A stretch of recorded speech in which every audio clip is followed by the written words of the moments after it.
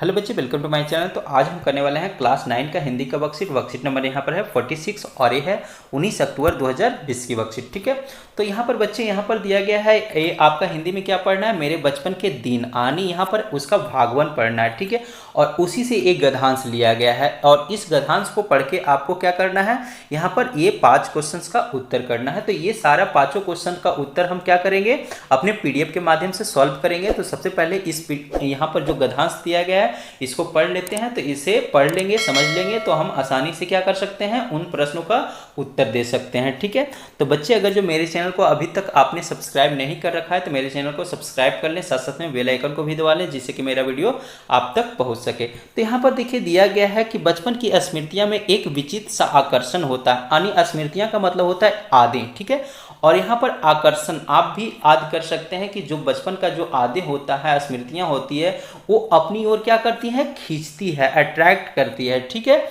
और आगे यहाँ पर देखिए बोला गया है कि कभी कभी लगता है जैसे अपने सपने में शब्द देखा होगा, यानी वो स्मृतियाँ, वो जो आदि हैं वो सपने में हमने क्या किया होगा, देखा होगा, ऐसा हमें लगता है। ठीक है, आगे यहाँ पर बोला गया है परिस्थितियाँ बहुत बदल जाती है, अपने परिवार में कई पीढ़ियों के बाद उत्पन्न हुई, यानी ये जो महादेवी वर्मा जो हैं लेखिका जो हैं, ये कई पीढ़ियों के बाद उस घर में क्या हुई, बेटी के रूप में पैदा हुई। ठीक है, आगे यहाँ पर देखिए मेरे परिवार में प्राय 200 वर्ष तक कोई लड़की थी ही नहीं, आनी उनके परिवार में, उनकी पीढ़ी में आनी जो है 200 वर्ष तक कोई लड़की पैदा हुई ही नहीं। ठीक है, यहाँ पर बोला जा रहा है आगे, सुना है उसके पहले लड़कियों को पैदा होते ही परम धाम भेज दिए जाते थे। आनी यहाँ पर बोला जा रहा है कि आप भी पहले, अभी तक भी बहुत सारे ऐसे हैं, बहुत सारे इलाके में ऐसे होते हैं कि लड़कियाँ को जन्म लेते ही क्या करते हैं, उन्हें आनी एक तरह से उन्हें खत्म कर देते हैं, मार देते हैं। ठीक है, आनी परम धाम का मतलब वही, उन्हें मार कर उन्हें मतलब एक तरह से खत्म कर देते हैं, इसी के बारे में बतलाया गया है। ठीक है, फिर मेरे बाबा ने बहुत दुर्गा पूजा की, हमारी कुल देवी दुर्गा थी, यानी एक जो देवी, कुल देवी जो होता है किसी हर एक परिवार में, हर एक घराने में या जो भी परिवार है उनका एक देवी या एक देवता होता है, उनका खुद का, जो उसका मतलब कुल देवी या देवता जो भी होते हैं। ठीक है, मैं उत्पन्न हुई तो मेरी बड़ी खातिरदारी हुई, यानी 200 वर्ष के बाद जब वो बेटी के रूप में उस घर में पैदा हुई तो इन्हें क्या किया गया, बहुत ही अच्छे से रख रखाव किया गया, खातिरदारी किए गए, इन्हें अच्छे से देखभाल किया गया। ठीक है, और मुझे वह शब्द नहीं सहना पड़ा जो अन्य लड़कियों को सहना पड़ता है। आप तो जानते हैं कि बहुत सारे जहाँ पे मतलब इस तरह के जो परिवार में या जिस भी परिवार में ये हीन भावना होता है, लड़के लड़कियाँ कि लड़कियां हैं तो इन्हें ये नहीं करना है, वो नहीं करना है, ये लड़की हैं यहाँ नहीं जा सकती, वहाँ नहीं जा सकती हैं, तो ये क्या है, ये बुराई है, समाज में क्या है, बुराई है एक तरह से। तो यहाँ पर लेकिन यहाँ पर महादेव एक तरह से जो लेखिका हैं यहाँ पर बताया है कि यहाँ पर हमें उन सारे जो मतलब सहना होता था वो हमें नहीं सहा गया, मतलब वो हमें नहीं मिला। ठीक है, नहीं झेलना पड़ा।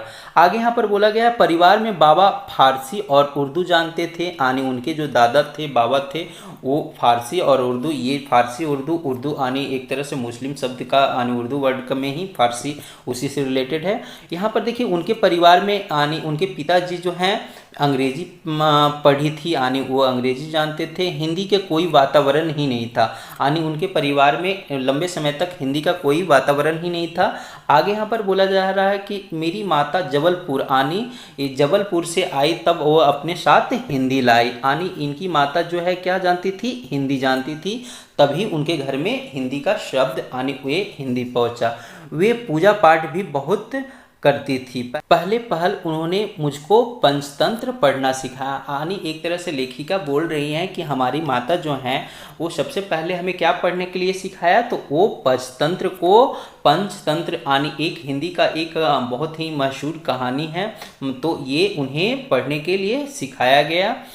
तो ये हुआ आपका, ये कंप्लीट होता है। तो अब हम इसको देख लेते हैं, हम इसका क्वेश्चंस को देखते हैं। ठीक है, तो पहला क्वेश्चन यहाँ पर है बचपन की स्मृतियाँ कैसी होती है। तो यहाँ पर आपका उत्तर हो जाएगा बचपन की स्मृतियाँ बहुत ही सुहावनी और खुशियाँ देने वाली होती है। तो ये आपका पहला का उत्तर हो जाएगा। ठीक है, यहाँ पर दूसरा क्वेश्चन पूछा गया है, लेखिका किन परिस्थितियों में पैदा हुई थी।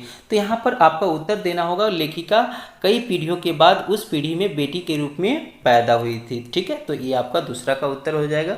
यहाँ पर देखिए तीसरा क्वेश्चन में पूछा गया, लेखिका के साथ कैसा व्यवहार हुआ।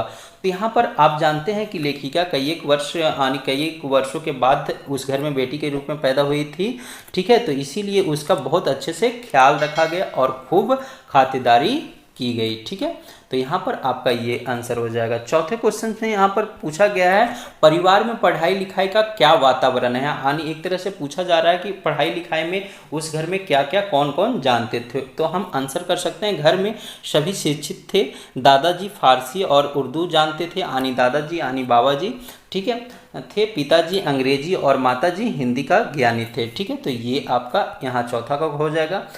तो यहाँ पर पांचवें क्वेश्चन में देखिए बहुत ही मज़ेदार क्वेश्चन पूछा गया है। यहाँ पर क्वेश्चन है, महादेवी जी के संस्मरण को पढ़ते हुए आपके मानस पटल पर भी अपने बचपन की कोई स्मृति उभर कर आई होगी, उसे लिखिए। यानी मानस पटल पर कहने का मतलब है कि आपके दिमाग में जो भी आदे आई उसको आप अपने बचपन से रिलेटेड ये आदे को लिखिए। तो ये क्वेश्चंस का आंसर जो है आप अपने अनुसार से कर सकते हैं, जो आपके आदे आते हैं इस कहानी को पढ़ते हुए। ठीक है, या जो भी आदे हैं बचपन का वो उसके बारे में आप बतला सकते हैं, इसमें आंसर कर सकते हैं। तो यहाँ पर देखिए हम अपने अनुसार से लाए हैं, जिस तरह सभी बच्चे को कोई ना कोई स्मृति होती है, उसी तरह से मेरा भी वे बचपन के वे दिन जब मम्मी बोला करती थी कि बेटा अब उठ भी जाओ, स्कूल जाना है। पर मुझे जब स्कूल नहीं जाना होता था तो रजाई में ही घुसे पड़ा रहता था, और जब समय पार कर जाता था तो बड़े मज़े से बाहर निकलता था। तो इस तरह से आप आंसर कर सकते हैं। तो अगर जो इस वीडियो अच्छा लगा तो वीडियो को लाइक करें, साथ साथ में मेरे चैनल को सब्सक्राइब करें। Thank you watching my video.